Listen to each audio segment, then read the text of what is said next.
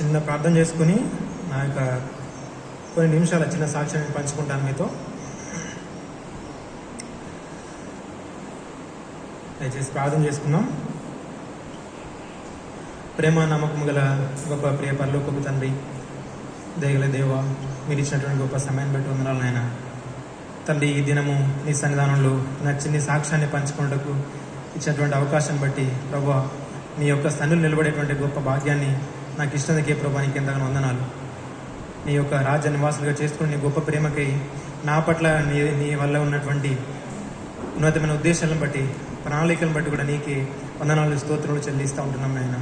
తండ్రి, మీరు నాలో చేసినటువంటి గొప్ప కార్యాలు తండ్రి, నీ బిడ్డలకి తండ్రి మరి చెప్పే విషయంలో మీరే సహాయపడము తండ్రి. నోటి మాన్యం గలవాడను తండ్రి, జ్ఞానం లేనటువంటి వాడను. దయచేసి నా జ్ఞానం ప్రభువా, ఏ మాటలు మాట్లాడాలో, ఎంతవరకు మాట్లాడాలో తండ్రి అంతవరకే మాట్లాడుకుంటూ సహాయపడము తండ్రి. నా యొక్క తండ్రి మరి నన్ను శిలోశాలను మరుగుపరచుకోమని వందనాలు, స్తోత్రాలు చెల్లిస్తూ నా జరిగిన యేసు నామములో స్తుతించి ప్రార్థించి అడిగడుకుంటున్నాం మా తండ్రి, ఆమేన్.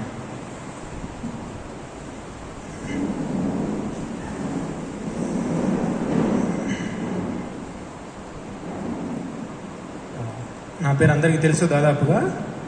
నా పేరు వినయ్, మాది మోరంచిపల్లి గిరిగాల ప్రార్థన మందిరం నుంచి. మామూలుగా మా ఊర్లో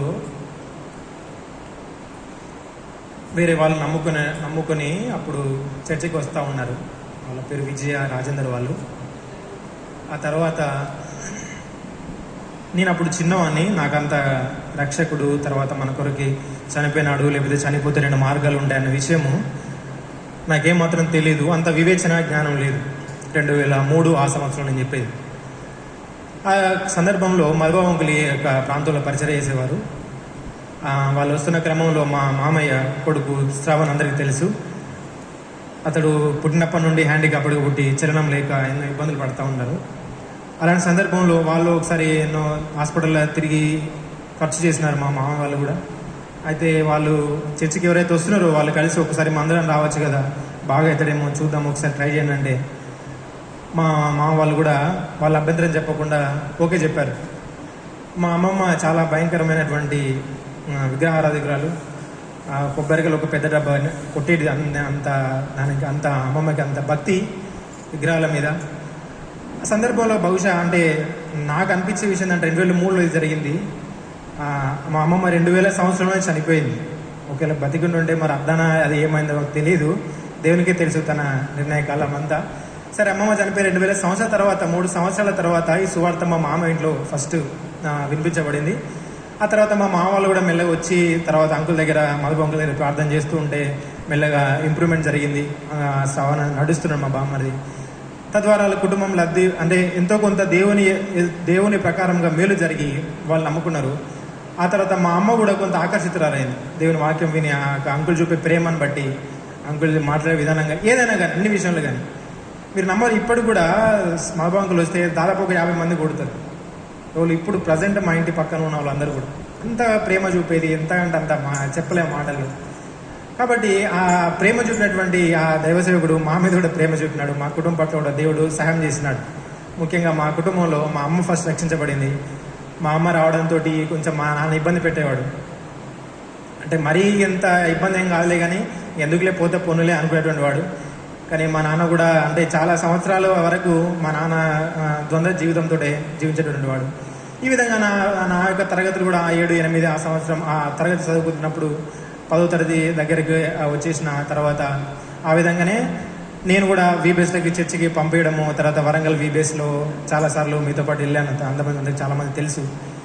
ఆ రకంగా పోయేవాడిని, వచ్చేవాడిని, బైబిల్ పట్టుకొని పోయేవాడిని. తర్వాత బాగా పాటలు పాడేయడానికి దేవుడు ఇచ్చినటువంటి కృపతోటి, దేవుడు ఇచ్చిన స్వరంతో తర్వాత ఇస్తేరాండి. తర్వాత అంకులు పోయినాక సామెల్ అంకులు వచ్చారు, తర్వాత సామెల్ జరంకులు వచ్చారు. అప్పటి వరకు కూడా నేను ఈ విధంగా ప్రతి వీబేస్కి అంటే తప్పకుండా మా అమ్మ చాలా అంటే స్ట్రిక్ట్గా ఉండేది అనమాట ఈ విషయంలో. ఏం చేసినా కానీ నువ్వు ఏ ఊరికన్నా పోయి, ఎండాకాలం ఎక్కడన్నా పో, కానీ ఆ యొక్క మీటింగ్స్ వీబేస్ మాత్రం తప్పకుండా పంపించింది నన్ను, అక్కని, తర్వాత మా బామ్మరి. తర్వాత ఆ విధంగా నేను దేవుని యొక్క సన్నిధిలో నాకు దేవుని యొక్క మాటలు వింటూ వచ్చేవాడిని. వస్తున్న క్రమంలో ఈ యొక్క దేవుడు నిజమైన దేవుడు అని, తర్వాత మనం చనిపోయిన తర్వాత 2 మార్గాలు ఉంటాయని, ఆ తర్వాత మనం చాలా దేవుని నమ్ముకోకపోతే మనకు నరకం ఉంటుందని చెప్పి అనేక సార్లు దైవ సేవకులు చెప్తా ఉంటే వినేటువంటి వాడిని.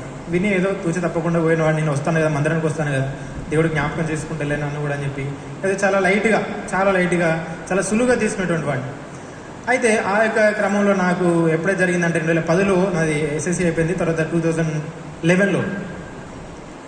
2011లో ఇక్కడ నుంచి స్థానికంగా చర్చి వాళ్ళు ముంబైకి పోయినారు, అక్కడ కాన్వికేషన్ అని చెప్పి.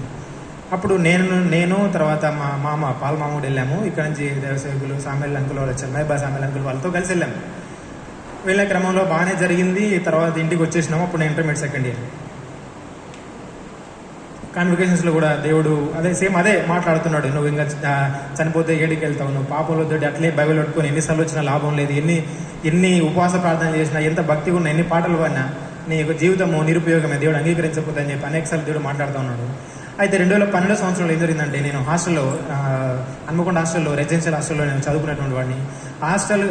ముంబై వెళ్ళి వచ్చిన తర్వాత ఒక వారం రోజుల తర్వాత నాకు ఫీవర్ స్టార్ట్ అయింది. ఆ ఫీవర్ ఎంత అంటే, సరే ఫీవర్ స్టార్ట్ అయిందని చెప్పి హన్మకొండలో చూపించి మళ్ళీ నన్ను ఇంటికి తీసుకొచ్చారు. ఇంటికి తీసుకొచ్చిన వారము తగ్గలేదు. మళ్ళీ ఇంకో డాక్టర్ కన్సల్ట్ అయితే ఇంకో డాక్టర్ దగ్గరికి పోయాను. ఆ డాక్టర్ ఏదో మందులు రాసినాడు, అయినా కవర్ అవ్వాలి. అప్పటికి 10 days అయిపోయింది. ఇక ఫుడ్ బంద్ చేసి 10 to 15 days అయిపోయింది. ఇంక అప్పటికి కొంచెం చాలా అంటే భయం వేసింది అమ్మకి. అరే ఏమైందో ఏమో అని చెప్పి మా ఇంటి పక్క ఒక ముసలైన ఉండే. ఆ ముసలైన నా చూసేటువంటి బాగా తట్టుకోలేక ఆయన దగ్గర డబ్బులు తీసుకొని ఇచ్చి, మీ పిల్లగాని ఇంకో హాస్పిటల్కి తీసుకోవాలి, ఎవరో తీసుకోవాలి అని చెప్పి మేము అడగలే. ఆయన కానీ అంత దీన స్థితిలో దేవుడు ఆ ముసలిన పట్ల దేవుడు అట్లా కార్యం చేస్తుంది. సరే అని చెప్పి 5,000 ఇస్తే 5,000 పట్టుకొని మళ్ళీ హైదరాబాద్కి వెళ్ళి హైదరాబాద్కి వెళ్తే హైదరాబాద్ సార్ ఏం చేసిందంటే యశోద హాస్పిటల్ సోమాజిగూడ వెళ్ళాము. అప్పుడు మా పెద్ద మామ, నేను, మా నాన్న వెళ్ళాము. అప్పుడు ఇంకా నాకు నిల్చడానికి ఓపిక లేదు. అసలు ఇంకా ఏమన్నా అవుతుందా అనేది సందర్భము. దాదాపు 20 days అయింది, 15 days అయింది ఫుడ్ తీసుకోక. 20 days పైన అయింది ఫీవర్ వచ్చి. ఆ క్రమంలో ఏం జరిగిందంటే, ఆ డాక్టర్ ఏమన్నాడంటే, కేవలం 150 రూపాయల మందులు రాశాడు, 150 rupees మందులు రాసేసిండు. సరే అని చెప్పి మళ్ళీ సేవకులతో ప్రార్థన చేయించుకొని ఇంటికి వచ్చిన తర్వాత అప్పుడు నేను బాగా ప్రార్థన చేశాను. ప్రభువా, నేను జీవిస్తే, నేను బతికితే నీ కొరకు జీవిస్తే ప్రభు అని చెప్పి, ఎప్పుడంటే ఆ పడకలు ఉన్నప్పుడు నేను ప్రార్థన చేసుకున్నాను. ప్రభు, నేను నీ కొరకు జీవిస్తే ప్రభు, నేను అంగీకరిస్తా ప్రభు అని చెప్పి, అప్పుడు నేను దేవుణ్ణి మెల్లగా కొంచెం భయభక్తులు కలిగి జీవించేటువంటి వాడిగా ఉండవస్తుంది. అంటే నేను ఎక్కువగా సినిమాలు చాలా విరివిగా చూసేవాడిని ఏం కాదు. తర్వాత అట్లానే నేను చిన్న పాపని పెద్ద పాపని ఏం లేదు, బైబిల్ అందరం పాపలేము. కాబట్టి నా స్తోమత కలేదంటే చిన్నప్పటి నుంచి వీబీఎస్ వెళ్ళేవాడిని కాబట్టి ఎక్కువ నాకు బయట పరిచయాలు కూడా తక్కువ. చర్చికి వచ్చేవాడిని, మన పని అనేది మనం చేసుకునేవాళ్ళు. అటువంటి నడవల్లో నేను పెరిగాను. ఆ తర్వాత నాకున్నంత స్థాయిలో, నాకు ఉన్నంత మేరకు కూడా నేను నీతిగా జీవించడం లేదు. పాపాలే చేసినటువంటి చెడు తలంపులు కానీ, ఆలోచనలు కానీ ఎన్నో రకాలుగా సాతనాడు ఇబ్బంది పెట్టినాడు. తర్వాత 2012లో చెప్పినట్టుగా మరణ భయంలో నుంచి, మరణ పడకల నుంచి దేవుడు లేపినాడు. ఆ తర్వాత సరే ప్రార్థన చేసుకుని అప్పటి నుంచి కొంచెం నమ్మకంగా జీవించడం మొదలుపెట్టిన దేవునికి. అది అయిపోయినటువంటి తర్వాత బీటెక్ వాగ్దేవి కాలేజ్ హన్మకొండలో చేశాను నేను. అప్పుడు మా మామ వాళ్ళ ఇంటికి నుంచి వెళ్ళొచ్చాను. అక్కడ దైవసేవకుడు, అక్కడ మా మందిరానికి బేతనకి వెళ్ళేటువంటి వాడిని. అక్కడ ఈ మాట ద్వారా దేవుడు నన్ను సంధించినాడు. అది యోహాను సువార్త. అప్పుడు అన్న ఏం చెప్తున్నాడంటే, నరకము దాని యొక్క ప్రాముఖ్యత గురించి చెప్తా ఉన్నాను. మొదటి యోహాను పత్రిక అందరికి తెలిసినటువంటి భాగమే. మొదటి యోహాను పత్రిక 1వ అధ్యాయం 9వ వచనం. దయచేసి అందరం కలిసి చదువుకుందాం. మొదటి యోహాను 1:9. మొదటి యోహాను 1:9. 1 John 1:9. మన పాపములను మనం ఒప్పుకునేలా ఆయన నమ్మదగిన వాడును, నీతిమంతును గనక ఆయన మన పాపములను క్షమించి సమస్త దుర్నీతి నుండి మనను పవిత్రులుగా చేయండి. ఆ సందర్భం ఏంటంటే, నరకం గురించి చెప్తా ఉన్నప్పుడు దేవుడు నన్ను సంధించినాడు. నువ్వు అదే నరకంలో ఉండి, నువ్వు ఇంకా పూర్తిగా సంపూర్ణమైనటువంటి అంగీకారంలోకి రాకుండా, రక్షకుని అంగీకరించకుండా నువ్వు ఏడికి వెళ్తావని చెప్పి దేవుడు ఆ రోజు సంధించాను. అప్పుడు నేను ప్రార్థన చేసుకున్న, ప్రభువా, నేను నీ విధేయుంటో సాయం అని చెప్పి నా పాపాలన్నీ ఒప్పుకోవడం స్టార్ట్ చేశాను. అంత మాత్రం ఆ రోజు ఇంకో మాట చెప్పినాడు. అపోస్తుల కార్యము, యాక్ట్స్ అపోస్తుల కాలం 2వ అధ్యాయంలో ఈ మాట చెప్పినాడు. 37వ వచనం, 2:37 అపోస్తుల కార్యంలో. వారు ఈ మాట విని హృదయంలో నొచ్చుకొని, సహోదరులారా మేమేం చేద్దామని పేతును కడమ అపోస్తులు. ఈ 2 మాట ఆధారం చేసుకుని దేవుడు నన్ను కూడా గుర్చినాడు. ఆ యొక్క మొదటి యోహాను 1:9 ప్రకారంగా నేను కూడా దేవుని దగ్గర నా పాపాలను ఒప్పుకున్నా. ఆ తర్వాత దేవుడు నన్ను క్షమించిండు. ఆ క్షమించిన తర్వాత కొద్ది నెలల గ్యాప్లో ఇక్కడ నేను బాప్సారికి సాక్ష్యం ఇవ్వడానికి దేవుడు ఇంత సహాయం చేసినాడు. అక్టోబర్ 2, 2015 సంవత్సరంలో నాకు పాల్గొడిన అంకుల్ ఆర్కే కాలనీ అంకుల్ బెంజన్ అంకుల్ ఉన్నప్పుడు బాప్సం ఇచ్చారు. నాకు నా వాగ్దానం ఏంటంటే దయచేసి బాప్సం వాగ్దానము క్రానికల్స్ 1 దినవృత్తాంతము 15వ అధ్యాయం 1 దినవృత్తాంతములు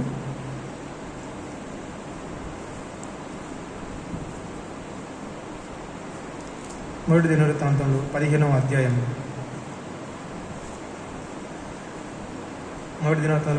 4వ వచనం.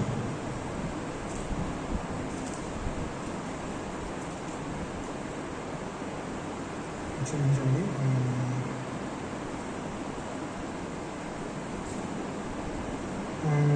ఇది కాదు, క్షమించండి,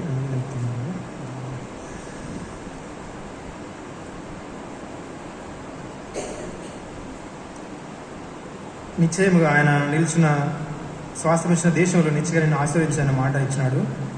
అది దినవృత్తాంతాలు కాకపోతే మిస్టేక్ అయింది. దేవుడు సరే క్షమించండి, తను నిశ్చయించినటువంటి దేశంలో నేను నిత్యంగా ఆశ్రయించినటువంటి వాగ్దానము నాకు అనుగ్రహించినాడు.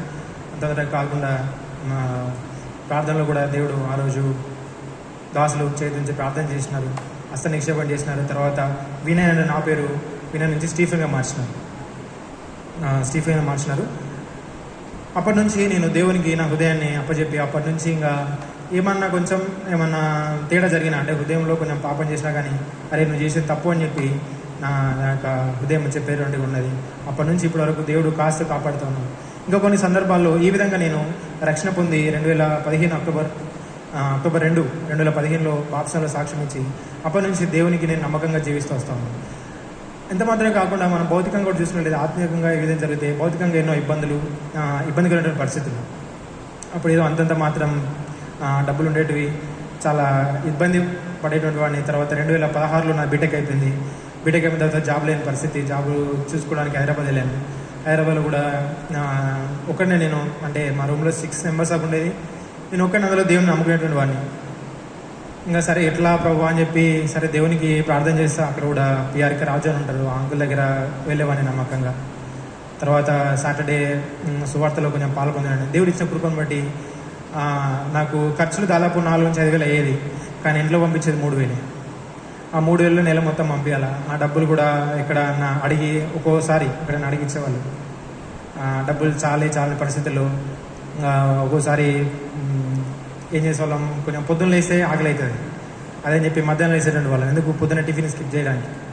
ఆ విధంగా ఎన్నో ఇబ్బందులు కూడా దేవుడు తీసుకెళ్తూ ఆ 3,000 సరిపించుకుంటూ తర్వాత దేవుని ఏదైతే ప్రార్థించినప్పుడు నమ్మకంగా ఉన్నప్పుడు దేవుడు నాకు 2019 సెప్టెంబర్లో ఏం చేసినాడు, సెప్టెంబర్ 9వ తారీఖు నాకు జాయిన్ లెటర్ ఇచ్చినాడు. అది విజయవాడలో చాలా ఇబ్బందికరమైన పరిస్థితులు, ఆ జాబ్ రాని పరిస్థితులు అయితే అది నేను చెప్పలేను. అది వర్ణనాతీతం. అది అంటే దేవుడు ఎన్నో సందర్భాల్లో తీసుకెళ్తా ఉన్నాడు, కానీ దేవుడు ఏం చేసేవాడు, ఆయన ఎల్లప్పుడూ తోడుండేట్టు నడిపించేటువంటి వాడు. నేను విడువను ఎడమైనటువంటి దేవుడు. ఆ తర్వాత అన్ని పరిస్థితుల్లో తీసుకెళ్తున్నప్పటికీ నాకు దేవుడు శ్రేష్టమైన జాబ్ను అనుగ్రహించారు. విజయవాడలో 3 months చేసి తర్వాత హైదరాబాద్ షిఫ్ట్ అయ్యాము అప్పటికి. ఆ తర్వాత మళ్ళీ అప్పటి నుంచి దేవుడు నా జాబ్లో నుంచి కొంచెం మెల్లమెల్లగా దేవుడు తృప్తిని ఇచ్చినాడు. అన్నిటికంటే ప్రాముఖ్యంగా కట్టుకోవడానికి బట్టలను ఇచ్చినాడు. తర్వాత తినడానికి శ్రేష్ఠమైన ఆహారం ఇచ్చినాడు. అది తర్వాత అప్పుడు మా ముందు జీవితం ఏంటంటే ముందు కొంచెం ఇష్టానుసారంగా జీవించేటువంటి వాడిని. నా యొక్క ఇంటర్మీడియట్ కానీ బీటెక్లో కానీ వాటన్నిటి నుంచి కూడా దేవుడు ఆ యొక్క ఎప్పుడైతే అబ్రహాంకులు చెప్పినాడో సండే బల్ల వర్తమానం చివరి వర్తమానం 3 వర్తమానాలు చెప్పేది అప్పుడు అంకులు. 3వ వర్తమానంలో దేవుడు నాతో మాట్లాడినాడు.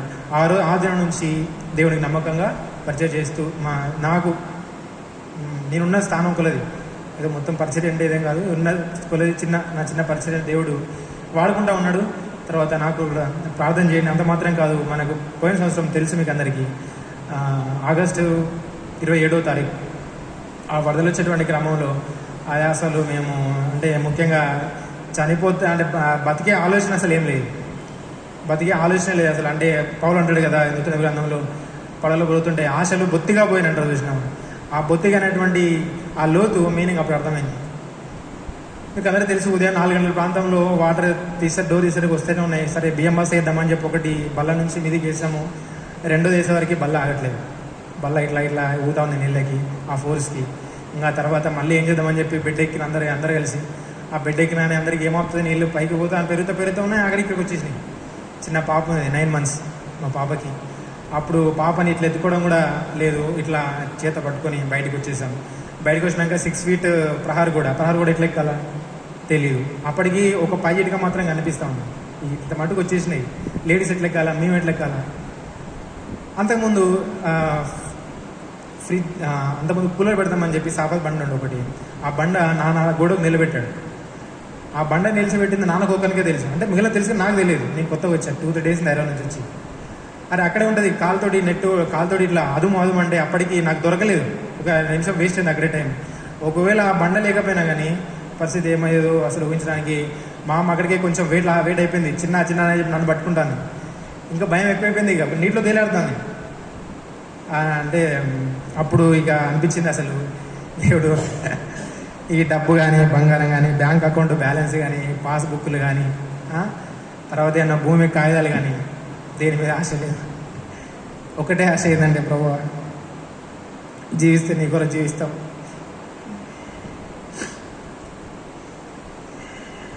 లేకపోతే చిన్న పాప ఉంది ప్రభు, దాని కూడా జ్ఞాపకం చేసుకొని చెప్పి అందరం.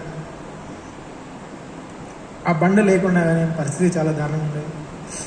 ప్రహారీ కూడా అసలు ప్రహారీ కూడా కట్ట కూడా ఇల్లే కడదాం అనుకున్నా కానీ దేవుడు ఎందుకు ప్రహారీ కూడా విషయంలో కూడా మాట్లాడినాడు దేవుడు. మా ఇంటి వెనకాలంతా పొలాలు పంపు ఉంటుంది. మా ఇల్లు 7 గుంటల స్థలము. మేము మొదలు ఇల్లు కట్టుదామని ఆలోచన అనుకున్నాం కానీ మా వాళ్ళు ఏమంటున్నారంటే అమ్మ వాళ్ళు ప్రహారీ కూడా కడితే బాగుంటుందని అనుకున్నాం. అది ఇంకా వరదలు వచ్చడానికి పూర్తి కాలే పని. ఆ గోడ లేకపోతే కూడా మా పరిస్థితి ఇల్లు కూడా పోయేది మాది. కానీ దేవుడు తన చిత్త ప్రకారంగా నాకేం చేయాలని అర్థం కావట్లేదు. ఇల్లు కట్టాలన్నా లేకపోతే మెల్లగా ఇల్లు స్టార్ట్ చేసుకోవాలంటే ప్రహారీ కూడా స్టార్ట్ చేయాలని చెప్పి ప్రార్థన చేసుకున్న క్రమంలో ప్రవణతులు మాట్లాడు ఏది కడితే బాగుంటుంది అని చెప్పి పాత మందిరం, గిల్గాల్ ప్రార్థన మందిరంలో ఒక సండే మైబాద్ నుంచి గూడూరు ప్రాంతం నుంచి సేవకుడు వచ్చాడు. ఆ సేవకు చెప్పాడు ఏంటంటే, ప్రభా ఈరోజు మాట్లాడితే నేను నిర్ణయం దేని తీసుకోవాలని అర్థం కావట్లేదు అని అన్నప్పుడు దేవుడు నాతో ఆ దాసుని ద్వారా మాట్లాడాడు. ప్రభావ దాసుని ద్వారా మాట్లాడి ఎట్లయినా కనీసం వాక్యమైనా లేకపోతే దాసుని ద్వారా మాట్లాడండి. ఆ దాసుడు ప్రహారీ కూడా అని చెప్పాడు. ఆ రోజు వాళ్ళ మందిరం కట్టేకాడ ప్రహారీ కూడా దగ్గర లొల్లి వస్తే ఎంతో జాగ్రత్తగా కట్టుకున్నామని చెప్పి ఆ సందర్భంలో ఆ ప్రహారీ కూడా గురించి వివరించినాను నేను. అప్పుడు నాకు అర్థమైంది, ప్రభావ మీకు వందనాలు సమాధానం అని చెప్పి అప్పుడు ప్రహారీ కూడా స్టార్ట్ చేసినాం. ప్రహారీ కూడా ప్లాస్టింగ్ కంప్లీట్ కాలేదు, వరదలు వచ్చేసినాయి.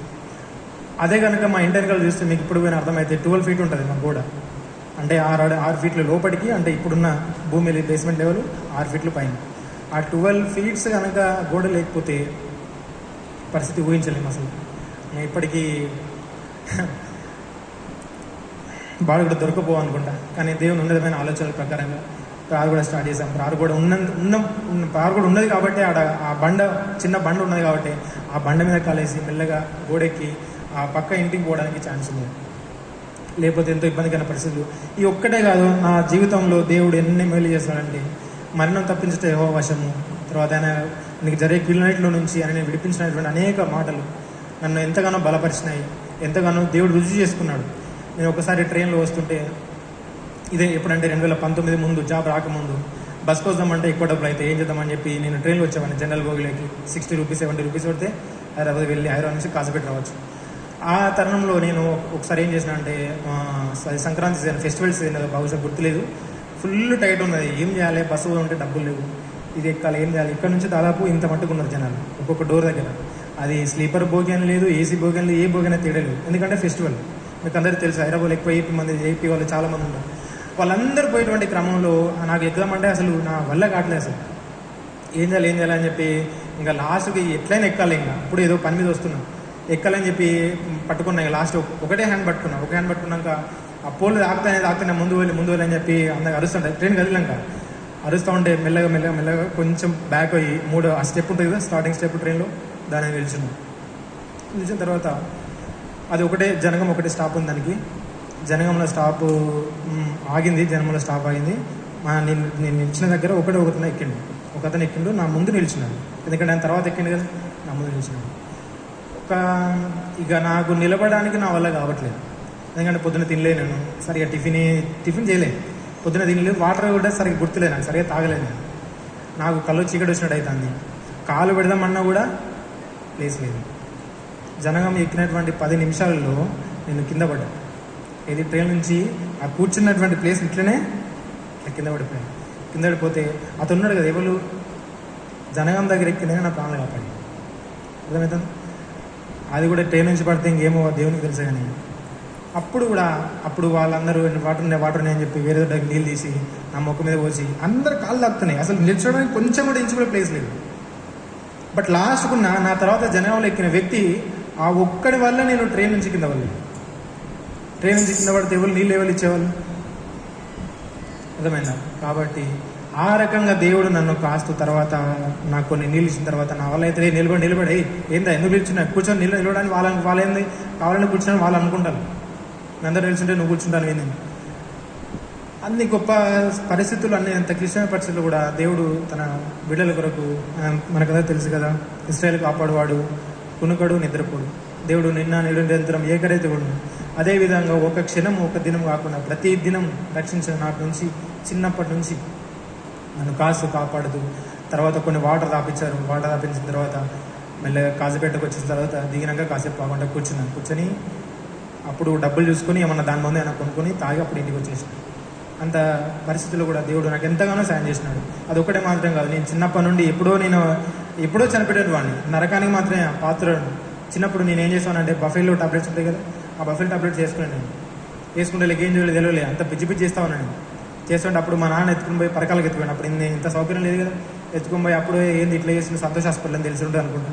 అక్కడ పోయినాక అప్పుడు ఒక రోజు 2 రోజులు అట్లా ఆగమని చేసిన తర్వాత అప్పుడు బతికించండి. ఇట్లా నా సందర్భాలు ఒకసారి సున్నం తాగిన, మా అమ్మ వాళ్ళు సున్నం వేస్తా అంటారు.